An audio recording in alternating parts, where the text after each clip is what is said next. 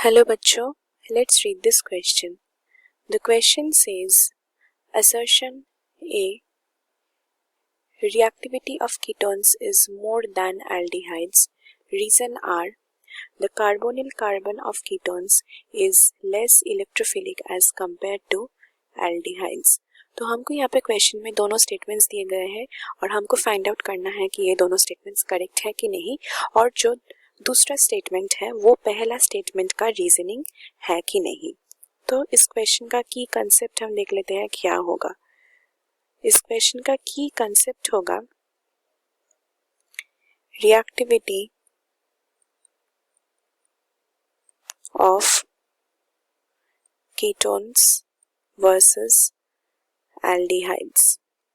तो एल्डिहाइड्स और कीटोन्स का जो रिएक्टिविटी होता है वो हम कंपेयर करेंगे और वो क्यों है वो हम देखेंगे। तो यही है इस क्वेश्चन का की कंसेप्ट।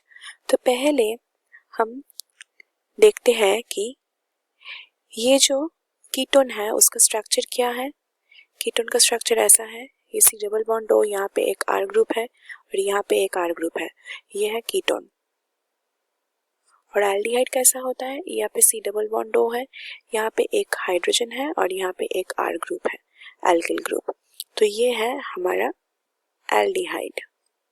तो यहाँ पे हमने क्या देखा, कीटोन में क्या है, 2 R groups, that means 2 alkyl groups, और यहाँ पे एक एल्किल ग्रुप है एल्डिहाइड में।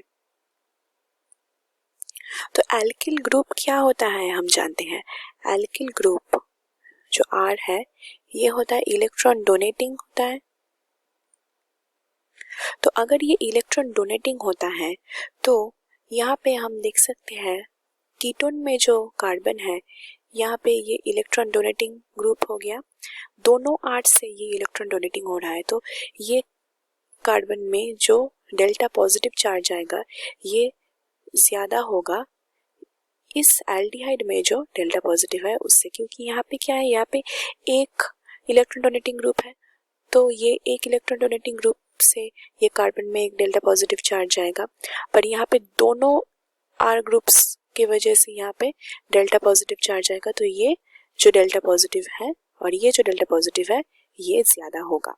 Therefore we can say that the partial positive charge on carbon in ketones is greater than that in aldehydes। और क्योंकि ये पार्शियल पॉजिटिव चार्ज ज्यादा हो रहा है, therefore क्या होगा, कीटोन का जो कार्बन है वो हो जाएगा लेस इलेक्ट्रोफिलिक,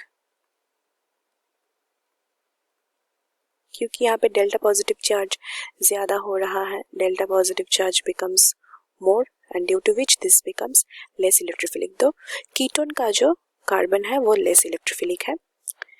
और यहाँ पे हमने देखा कि पार्शियल पॉजिटिव चार्ज जो है ये कीटोन का कार्बन में ज्यादा हो गया है।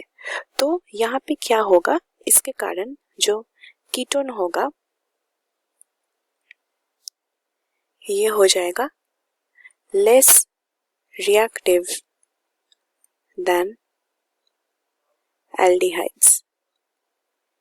कीटोन्स में जो कार्बोनिल कार्बन होता है, यानी कि ये वाला कार्बन जो कार्बोनिल कार्बन है ये क्या है, लेस अवेलेबल होगा देन एल्डिहाइड्स। और इसके कारण ये क्या होगा, कीटोन्स का रिएक्टिविटी जो होगा वो लेस होगा देन एल्डिहाइड्स। एल्डिहाइड्स में क्या होगा, एल्डिहाइड्स में मोर रिएक्टिविटी होगा।